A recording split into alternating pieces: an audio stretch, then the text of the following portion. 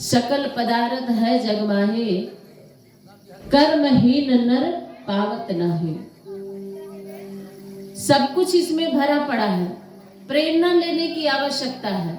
हमारी बुद्धि कितनी विकसित है, कितने हम अपने बुद्धि से इस जगत से प्रेरणा ले रहे हैं, बस इस पे डिपेंड करता है।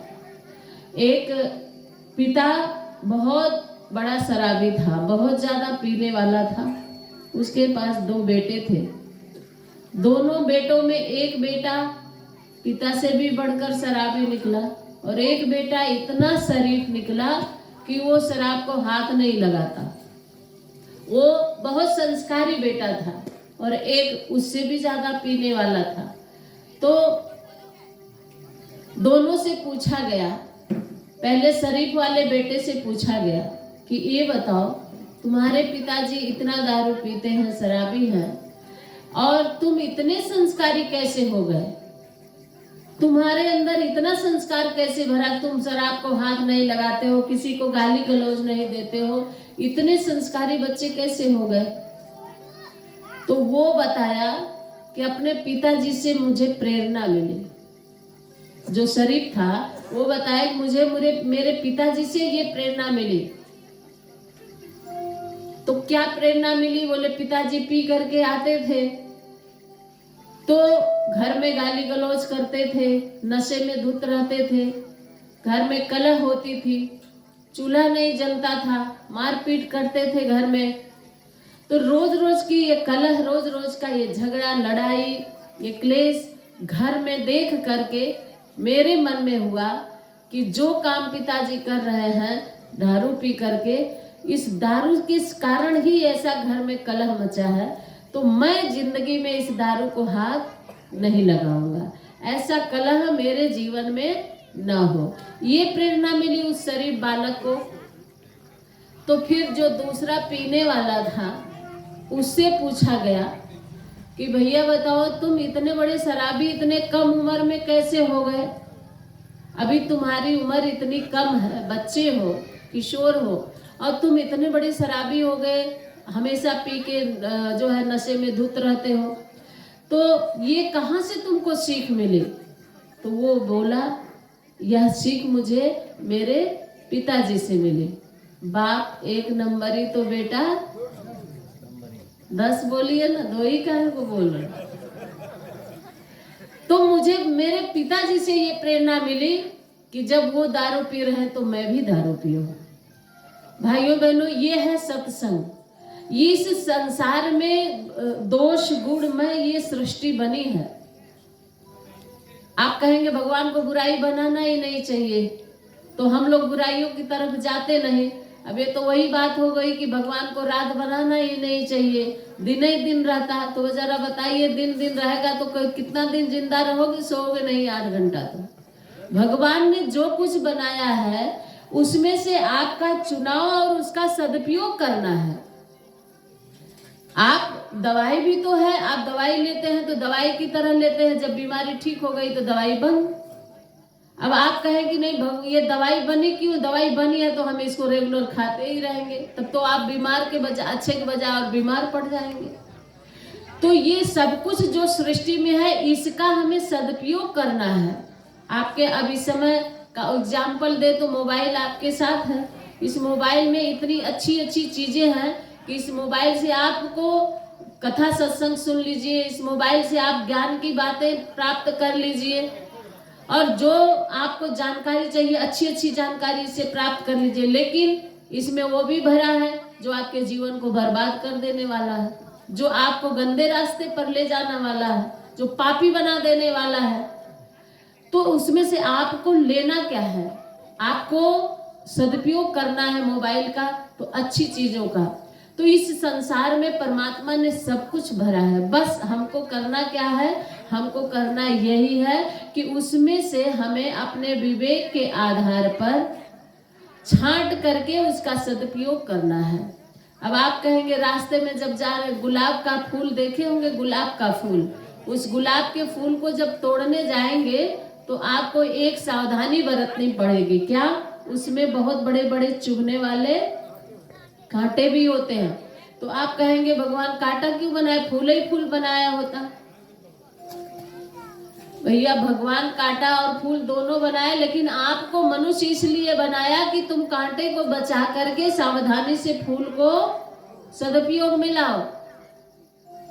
भगवान को ही कितने लोग आज जो कुछ भी हो, एक कोई कहता है ना कि भगवान जब कहते हैं कि मेरे मर्जी के बिना पत्ता नहीं हिलता है, तो फिर हम क्यों जो है जो बुरा काम करते हैं, दारू पीते हैं, मांस खाते हैं, मारपीट करते हैं, लड़ाई झगड़ा करते हैं, तो ये तो भगवान की मर्जी के बिना हम कर नहीं सकते, ये भी भगवान के मर्जी के बिना ही हो रहा है ना।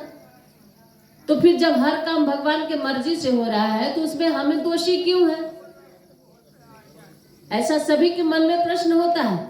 तो दोषी आप इसलिए हैं कि आपकी ये गाड़ी है, आपकी बाइक है, आपकी गाड़ी है, आपने ड्राइवर को बोल दिया कि भैया यहाँ से तौलिहवा तक जाना है तुमको।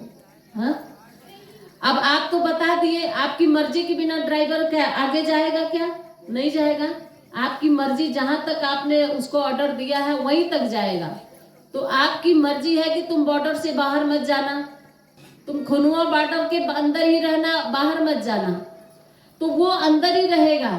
लेकिन बीच में जब वो जाते समय उधर से गाय भैंस चल के आ रही है और रास्ते में गाय भैंस में टक्कर मार दिया और गाड़ी उलट गई, तो वो आपकी मर्जी थी क्या? गाड़ी आपकी मर्जी से गई, ड्राइवर आपकी मर्जी से गया, जहां तक बताया वहां तक गया, लेकिन रास्ते में जो गाड़ी का एक्सीडेंट हुआ, क्या उसमें भी आपकी मर्जी थी? मालिक की मर्जी थी क्या? गाड़ी के मालिक की। लेकिन फिर भी वो किसके कारण? ड्राइवर के लापरवाही के कारण।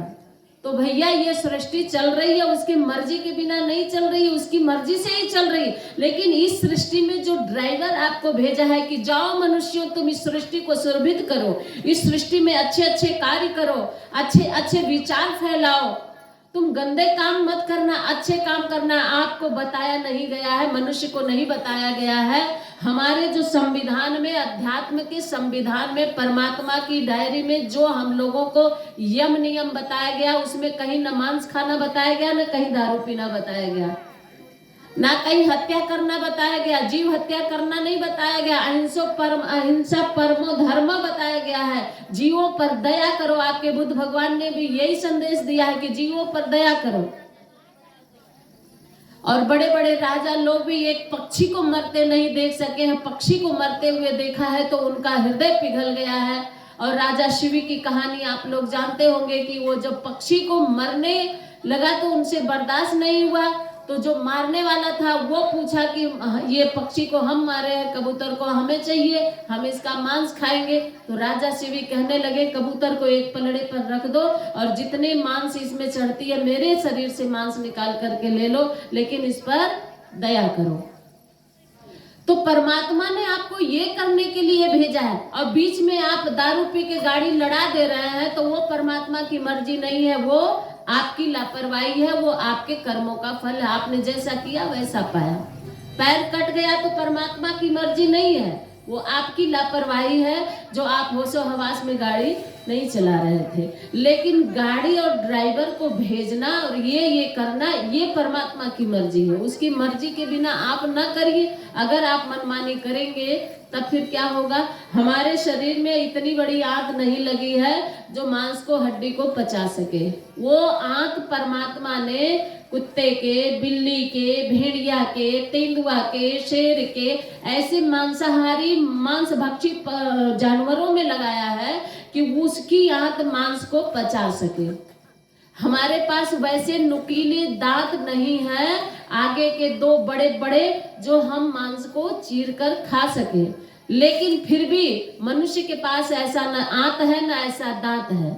इसके बावजूद भी मनुष्य अगर खा रहा है, और जब आंतों में कैंसर होगा तो भगवान की मर्जी नहीं, वो तुम्हारी अपनी मनमानी है। तो परमात्मा ने ये सारी चीजें, सकल पदार्थ है जगमाही, सब कुछ इसमें भरा पड़ा है। बस हम उसको अपना नहीं पाते, ले नहीं पाते। क्यों नहीं ले पाते हैं जानते हैं? क्योंकि हमने सबसे पहले ही कहा कि सत्संग जीवन में नहीं है। तो जब सत्संग आएगा तब क्या होगा? तो सत्संग आएगा तो आपको ये विवेक मिलेगा, बुद्धि नहीं विवेक मिलेगा। बुद्धि और विवेक में फर्क होता है। बुद्धि वो है कि चल सब लोग पी रहे हैं दारू, हम भी पी ले, चल सब लोग खा रहे हैं मान के हम भी खा ले, ये होता है बुद्धि। और विवेक कहता है नहीं नहीं, ये जीव हत्या है, हम नहीं करेंगे। दारू पीना अच्छी बात नहीं है, हम दूध पिएंगे बलिष्ठ बनेंगे, दूध पिएंगे और स्वस्थ रहेंगे, हम, ये विवेक कहता है। और बुद्धि कहती है जो सब कर रहे हैं चलो वही हम भी कर ले। तो बुद्धि तो सबके पास है, लेकिन विवेक आज नहीं है कि हम अच्छे और बुरे का फैसला कर सके, निर्णय ले सके। तो विवेक कहाँ से आएगा? विवेक कहाँ से मिलेगा? तो गोस्वामी तुलसीदास जी ने रामचरितमानस में बड़ा सुंदर लाइन बताया है। उन्होंने बताया है कि विवेक कहाँ मिलेगा, कहाँ मिलेगा। कितने लोग जानते हैं? तो हम चौपाई बोले, नहीं तो आगे बढ़ जाए। बस एक ही बाबूजी जानते हैं, हाँ? बिनु सत्संग विवेकन होई, पद वेद मात